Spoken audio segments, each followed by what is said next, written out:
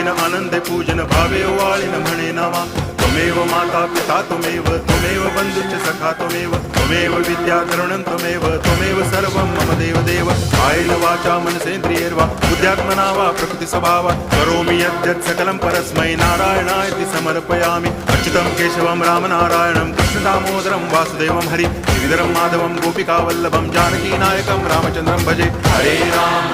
Ram